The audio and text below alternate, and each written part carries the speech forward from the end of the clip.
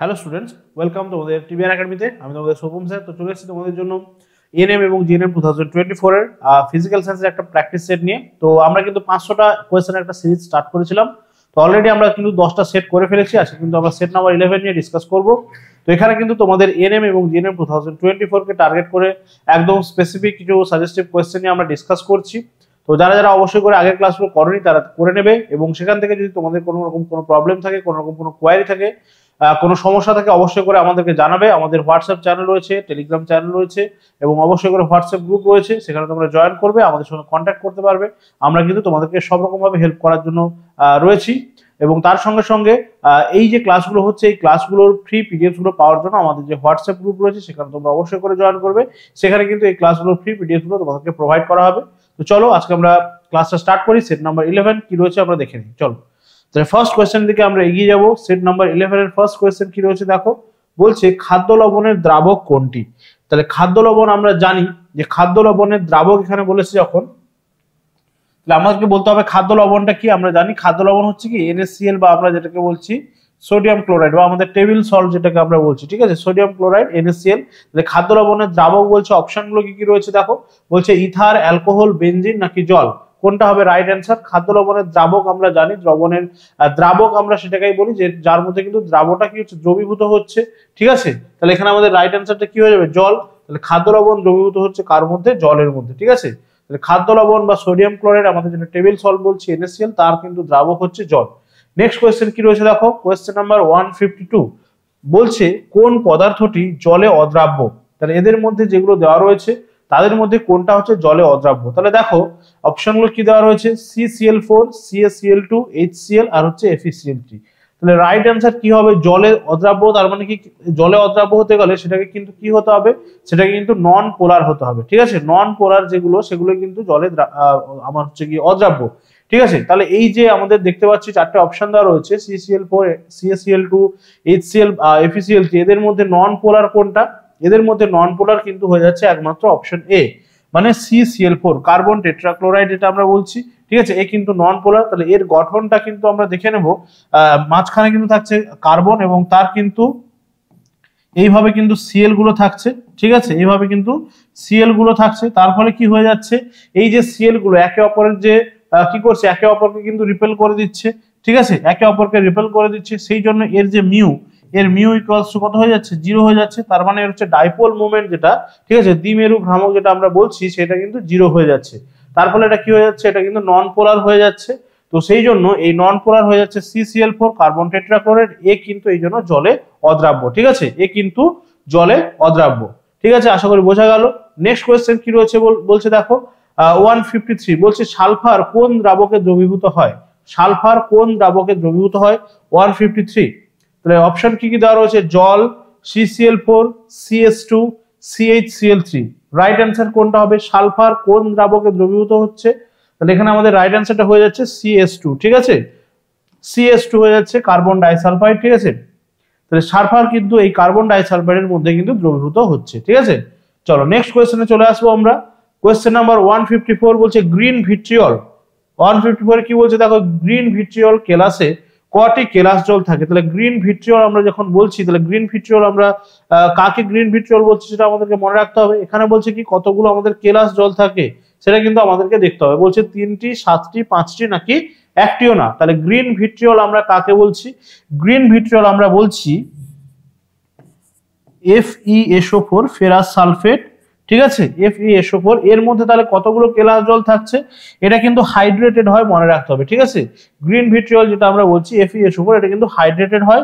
এর মধ্যে কিন্তু 7H2O থাকছে, ঠিক আছে, 7H2O, 7টা কিন্তু জল এখানে কিন্তু উপস্থিত থাকছে, 7টা কিন্তু জল এখানে উপস্থিত থাকছে। তাহলে গ্রিন ভিট্রিয়ল কেলাসে কটি কেলাস জল থাকছে, এখানে কিন্তু আমাদের 7টা কেলাস জল থাকছে। যদি এটা আমাদেরকে ব্লু ভিট্রিয়ল বলতো, ঠিক আছে,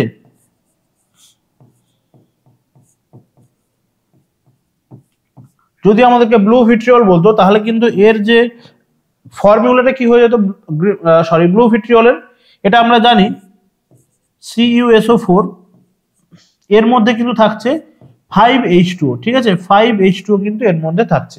যদি আমাদেরকে ব্লু ভিট্রিয়ল বলতো তখন কিন্তু আমাদের এই 5টা এখানে অ্যান্সার হতো, ঠিক আছে। যেহেতু আমাদেরকে এখানে বলেছে গ্রিন ভিট্রিয়ল, সেই জন্য কিন্তু আমাদের অ্যান্সার হয়ে যাচ্ছে 7টি। ঠিক আছে, ব্লু ভিট্রিয়ল CuSO4 5H2, আর এখানে আমাদেরকে বলেছে গ্রিন ভিট্রিয়ল, তাহলে FeSO4 7H2।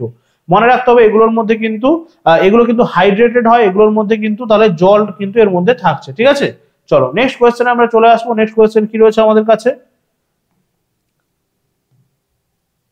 দেখো বলছে 155 এর কোয়েশ্চেন কি রয়েছে, বলছে একটি জলাকর্ষী পদার্থ হলো, ঠিক আছে, জলাকর্ষী তার মানে হাইড্রোফিলিক, যেটা কিন্তু জলকে আকর্ষণ করছে, ঠিক আছে, বা জলের প্রতি যার আসক্তি রয়েছে সেটাকে আমরা বলবো জলাকর্ষী পদার্থ। তাহলে অপশনগুলো কি রয়েছে দেখো, CaCO3, CaSO4, CaO, CaHCO3। তাহলে রাইট অ্যান্সার এখানে কি হয়ে যাবে, জলাকর্ষী পদার্থ এদের মধ্যে কোনটা হয়ে যাচ্ছে, আমরা জানি CaO, ঠিক আছে, ক্যালসিয়াম অক্সাইড যেটাকে আমরা বলছি CaO, ক্যালসিয়াম অক্সাইড, এর কিন্তু আরেকটা নাম আছে। ঠিক আছে, আমরা জানি যে চুন, ঠিক আছে, পাথরের চুন যেটাকে আমরা বলছি CaO, ক্যালসিয়াম অক্সাইড, এটাই কিন্তু আমাদের জলাকর্ষী পদার্থ।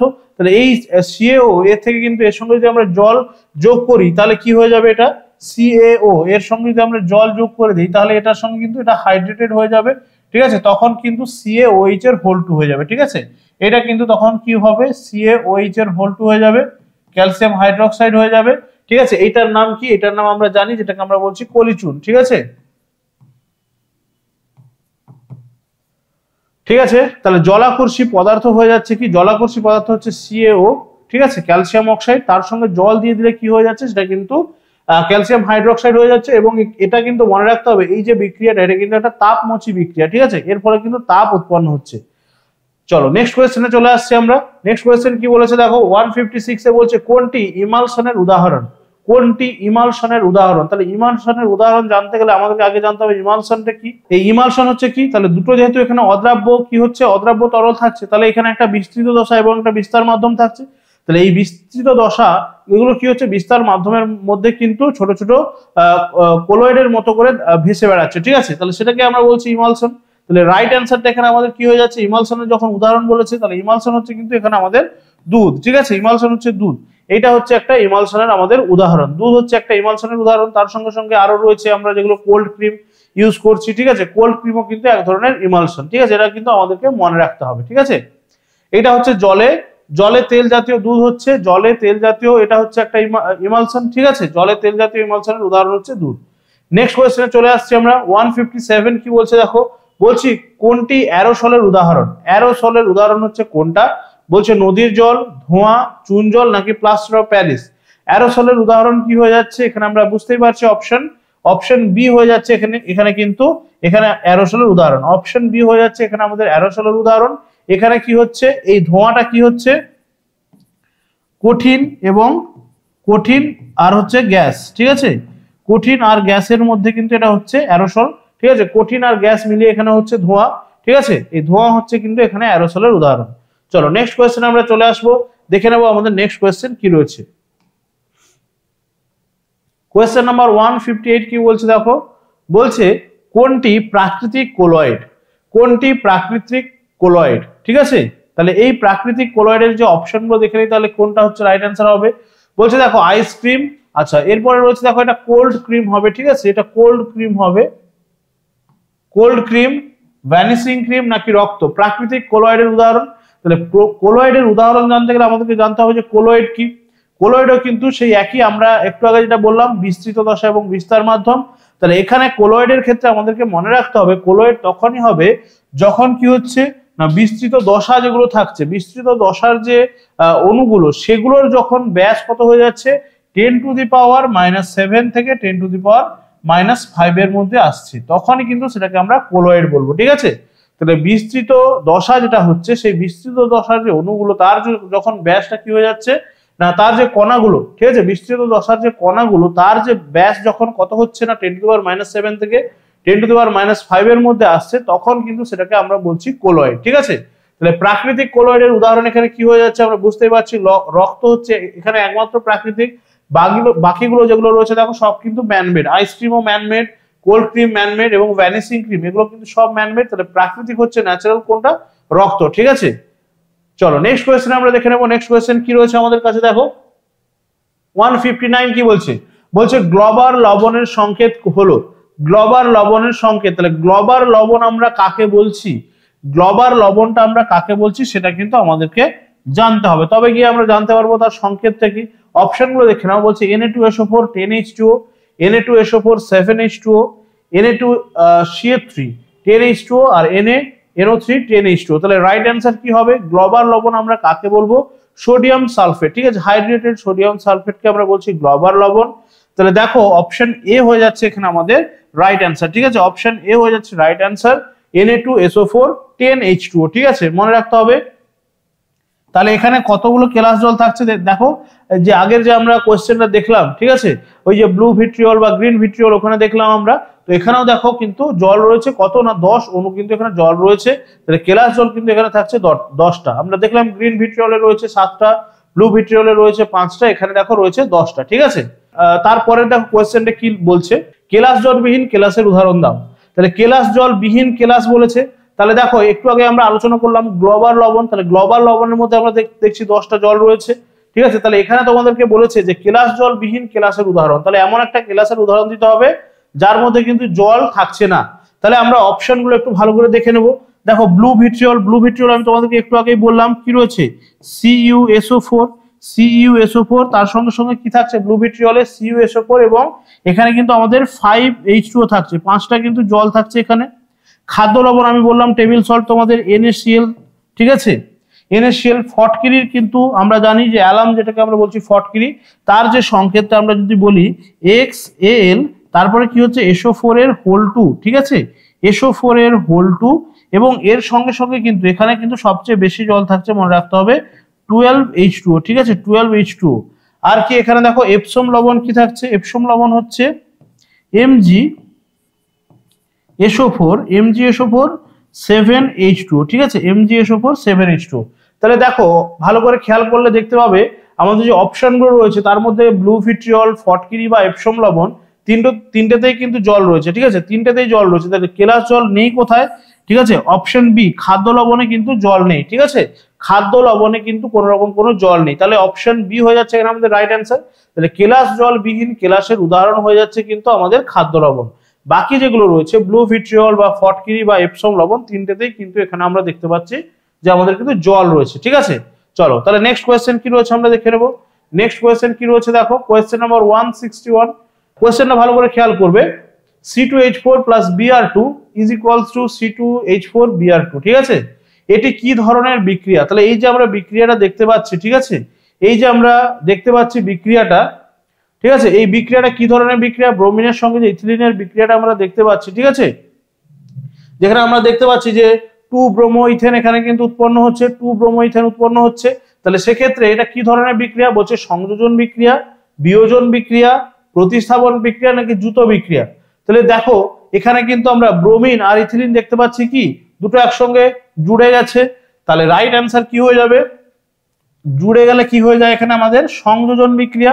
তাহলে জুড়ে গেলে কি হয়ে যাচ্ছে? সংযোজন বিক্রিয়া, ঠিক আছে। তাহলে রাইট অ্যান্সার হয়ে যাচ্ছে আমাদের অপশন এ।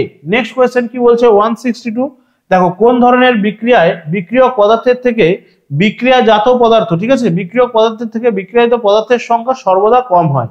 তার মানে বিক্রিয়ক এবং বিক্রিয়াজাত, তাহলে বিক্রিয়ক কোনগুলোকে বলছি? এই যে দেখো এখানে যেমন C2H4 Br2 এগুলো হচ্ছে বিক্রিয়ক, আর এটা হচ্ছে আমাদের প্রোডাক্ট, এটা হচ্ছে আমাদের প্রোডাক্ট বা বিক্রিয়াজাত। তাহলে বলছে বিক্রিয়ক পদার্থের থেকে বিক্রিয়াজাত পদার্থের সংখ্যা কম হচ্ছে, ঠিক আছে। তাহলে রাইট অ্যান্সার কি হবে? বিনিময়, প্রতিস্থাপন, জারণ বিজারণ না সংযোজন। তাহলে দেখো এক্ষুনি আমরা সংযোজন একটা বিক্রিয়া দেখতে পাচ্ছি।